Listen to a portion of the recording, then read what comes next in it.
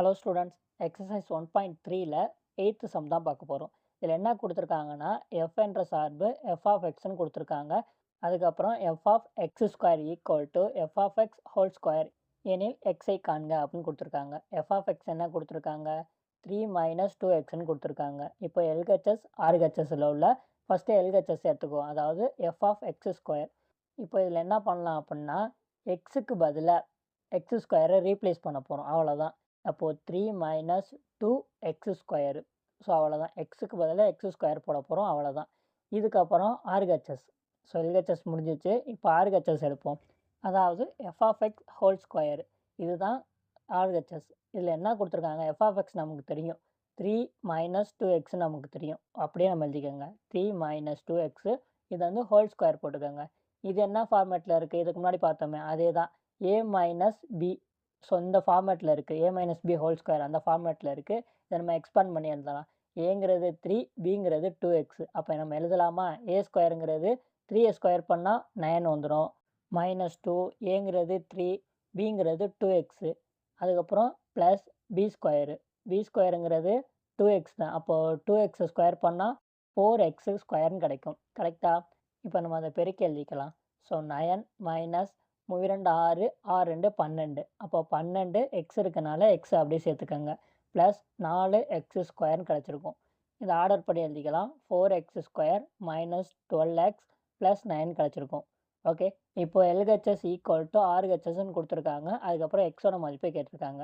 இப்போ ரெண்டையும் சேர்த்து எழுதிக்கோங்க. F of x square equal to f of x whole square. இதான் ஈக்குவல்னு கொடுத்துருக்காங்களா, இதை அப்படியே எழுதிக்கோங்க. இப்போ இதோட வேல்யூன்னு ஒன்று கண்டுபிடிச்சிருக்கோம்ல, அதை நம்ம ரெண்டையும் ஈக்குவல் பண்ண போகிறோம்.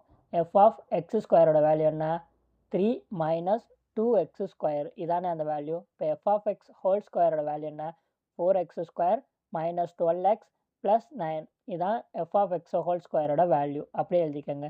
இப்போது எல்லாத்தையும் ஒரு சைடு கொண்டு வந்துடுங்க. F of x whole square இருக்குல்ல, அதை வந்து இந்த சைடு கொண்டு வந்துடலாம். அப்போது இங்கிட்ட உள்ளது 3 மைனஸ் 2x ஸ்கொயர் அப்படியே இருக்கும். இந்த side f of x whole square இருக்குல்ல, அது வந்து இந்த சைடு வரும்போது ப்ளஸ் வந்து மைனஸ் ஆகும், மைனஸ் வந்து ப்ளஸ் ஆகும். அப்போது minus 4x square plus 12x minus 9 வரும். அதுக்கப்புறம் அந்த சைடு எதுவுமே இருக்காதனால ஈக்குவல் டு 0ன்னு போட்டுக்கலாம். இப்போ இதில் சேமாக இருக்குது பார்த்தீங்களா, அதை எல்லாத்தையும் நம்ம கூட்டுறாந்தா கூட்டலாம், கழிக்கிறாந்தா கழிச்சிடலாம். இப்போது minus 2x square minus 4x square சேமாக இருக்குது. அதுக்கப்புறம் ப்ளஸ் 12x தனியாக இருக்குது. அதுக்கப்புறம் 2 நம்பர்ஸ் இருக்குது, இதை நம்ம கூட்டுறாந்தா கூட்டி கழிச்சிடலாம். First minus 2x minus 4x. So ரெண்டும் ஒரே குறி, அதனால் நம்ம கூட்டி அதே குறி போட்டுக்கலாம். அப்போ மைனஸ் 6x ஸ்கொயர்னு கிடைக்கும். ப்ளஸ் 12x அது மட்டும்தான் இருக்குது, அதை நம்ம அப்படியே எழுதிக்கலாம்.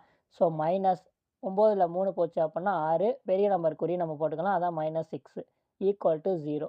இப்போது இதில் வந்து ஃபஸ்ட்டு வந்து எக்ஸ் ஸ்கொயர்னு ஸ்டார்ட் ஆகுதுல்ல, இதில் வந்து மைனஸ் வந்து ஸ்டார்ட் ஆகக்கூடாது. அதுக்காக நம்ம சைன் சேஞ்ச் பண்ணி எழுதிக்கலாம். அதாவது 6x square minus 12x. So அந்த டேர்மில் உள்ளதெல்லாம் ப்ளஸில் உள்ளது மைனஸ் ஆகும், மைனஸில் உள்ளது ப்ளஸ் ஆகும். ஸோ ப்ளஸ் 6 ஈக்குவல் டு 0ன்னு கிடச்சிருமா.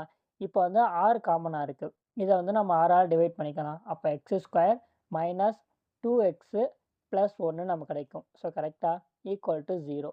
இப்போ வந்து இது காரணிப்படுத்துக முறையில் நம்ம ஆன்சர் கண்டுபிடிக்கலாம். ஸோ அதுக்கு என்ன பண்ணுறீங்க அப்படின்னா, இந்த மாதிரி ஒரு முக்கோணம் மாதிரி போட்டுக்கோங்க. ஸோ லாஸ்ட் எலமெண்ட் இருக்குது பார்த்தீங்களா, அதை வந்து மேலே எழுதிக்கோங்க.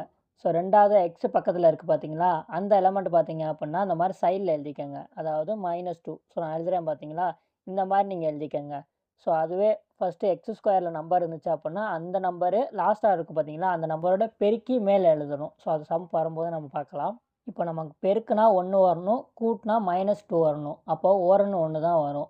ரெண்டுலேயுமே மைனஸ் இருந்துச்சு அப்படின்னா மைனஸ் மைனஸு -2ன்னு வரும்.